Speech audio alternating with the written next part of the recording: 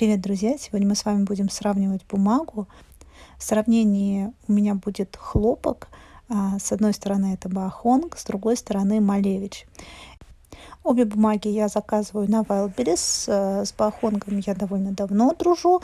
Малевич решила заказать на пробу недавно. И вот сейчас хочу показать вам, в чем разница. Обе бумаги хлопок.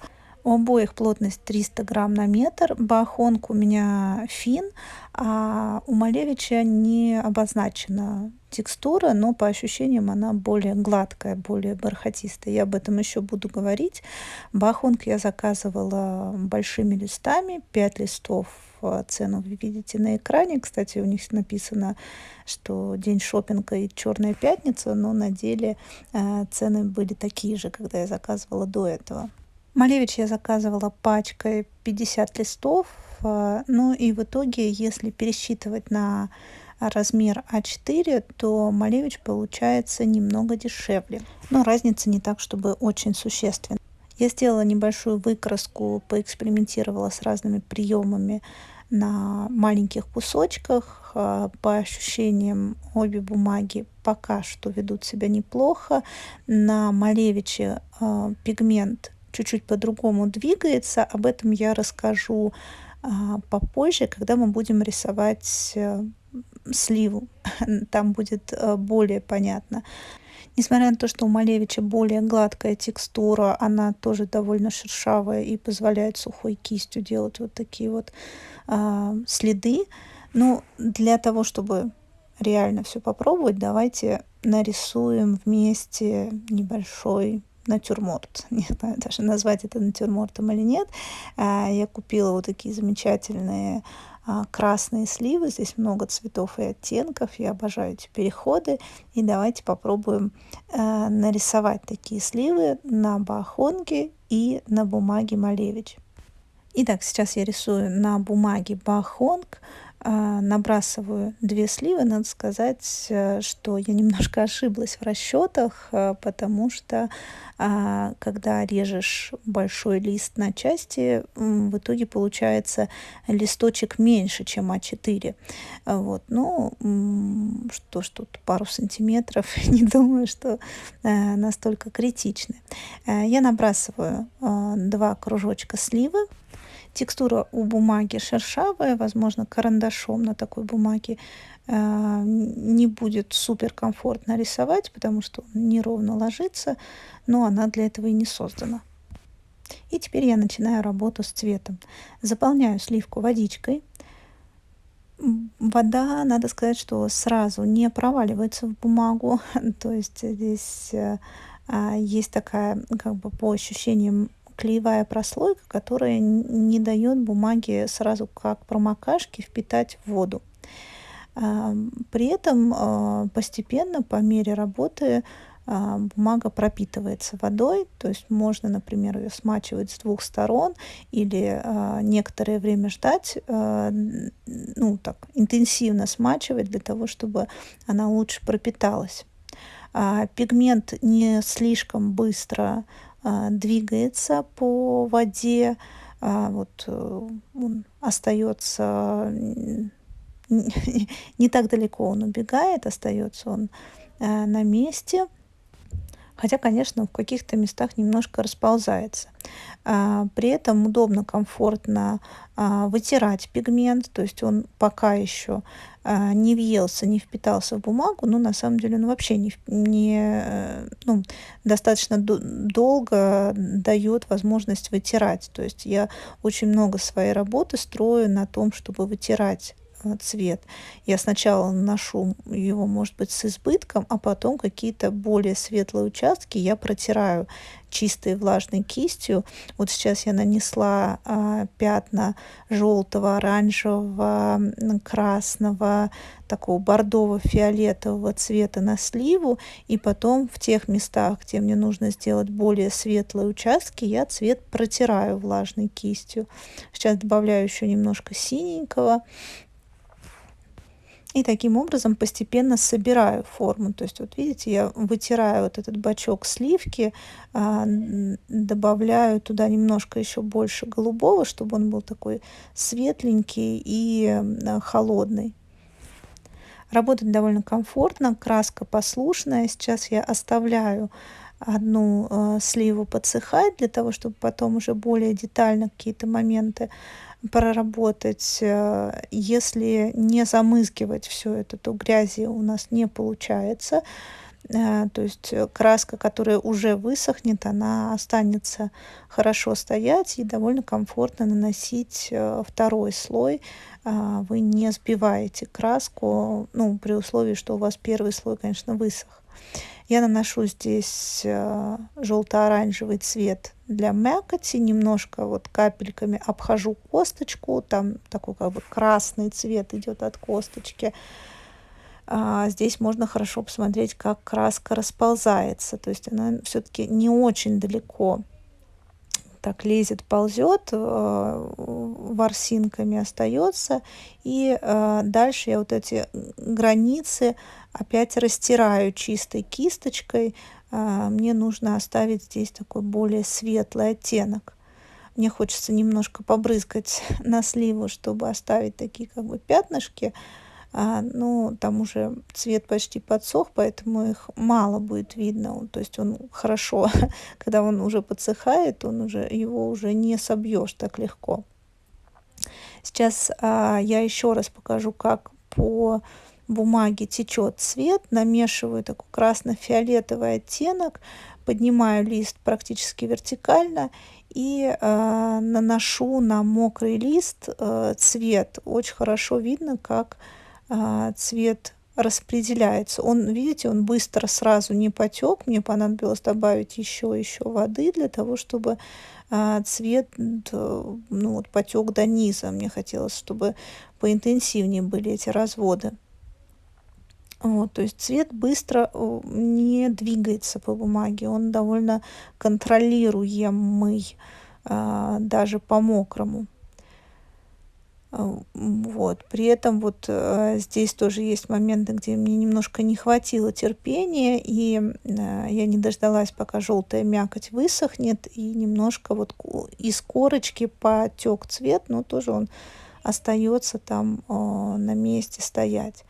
А вот с этой стороны, со стороны косточки, у меня много розового утекло в мякоть. Я не хотела бы, чтобы его там было столько, поэтому я это вытираю чистой кистью, протираю цвет, и видно тоже, что бумага позволяет это сделать. Продолжаю добавлять цвет на корочку, немножко более теплый внутри, чуть более светлый по освещенной части. Референс я выложу на моей страничке Boosty и Patreon. Они будут в открытом доступе. Заходите. Ну а если у вас есть возможность поддержать канал, то, конечно, можете и подписаться. Я буду благодарна всем. Там всегда каждую неделю выходят новые уроки, которых нет в открытом доступе на YouTube. Буду рада, скажем так, новым последователям, патронам, как там это называется. Ну, продолжаю добавлять цвет. Вообще у Баохонга есть текстура сатин и текстура торшон. Я пока их не пробовала. Точнее, я пробовала как-то склейку сатин, и мне не понравилась она. Были у меня к ней вопросы, не нравилось, как на ней ложится краска, было мне сложно.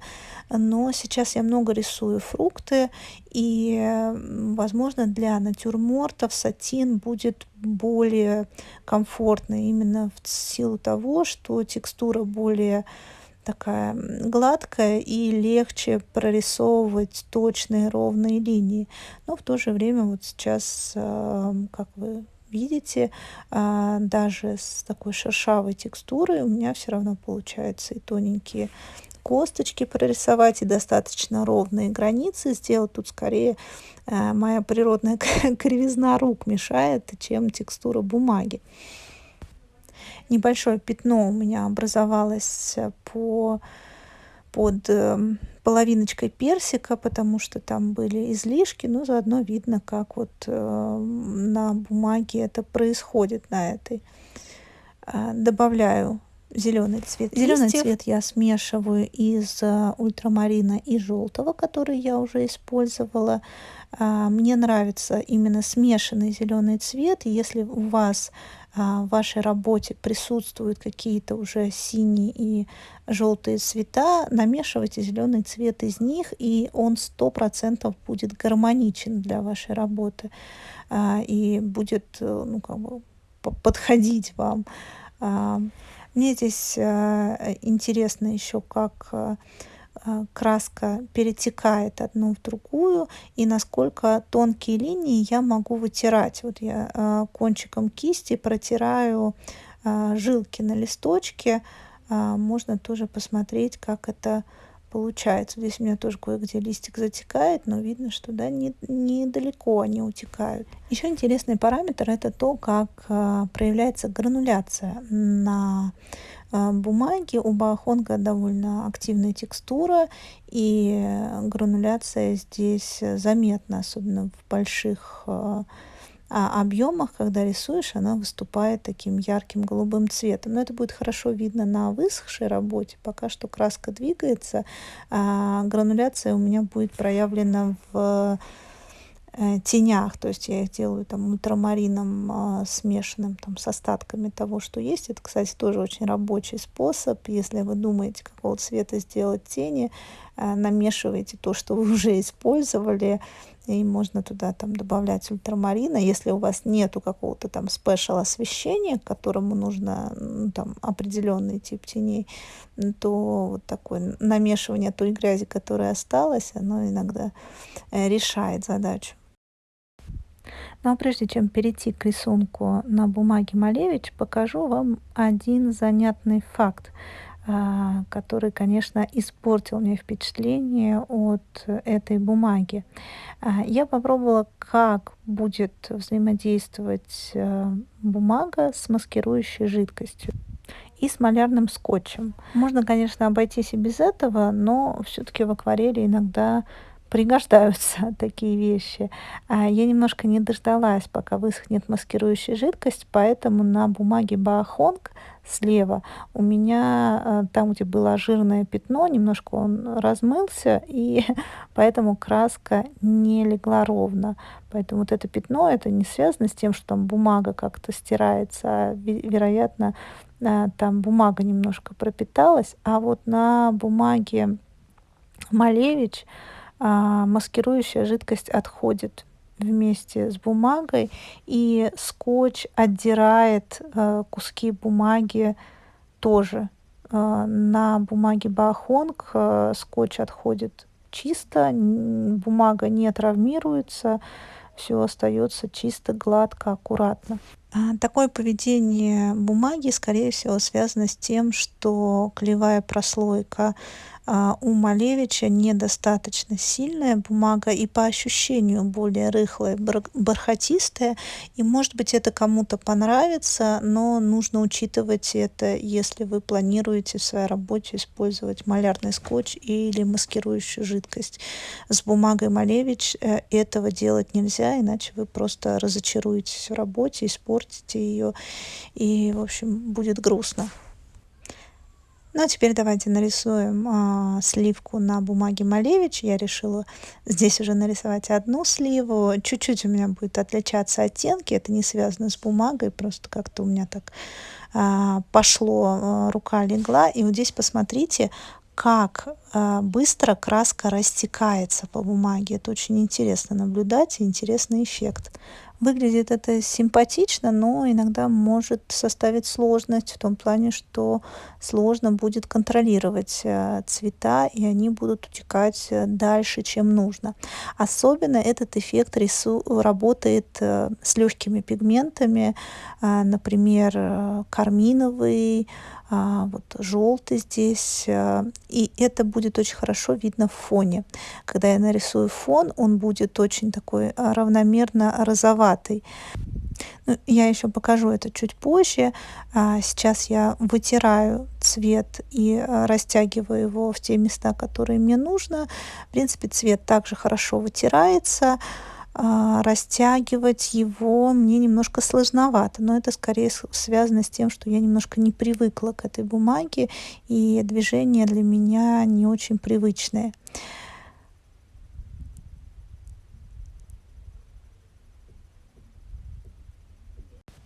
Здесь я решила побрызгать на бумагу чуть раньше, и это дало приятный красивый эффект таких разводиков, пятнышек. Они потом останутся, вы их увидите в конечной работе. Довольно симпатично. То есть как бы цвет легко двигается по этой бумаге, легко вымывается, легко расталкивается краской.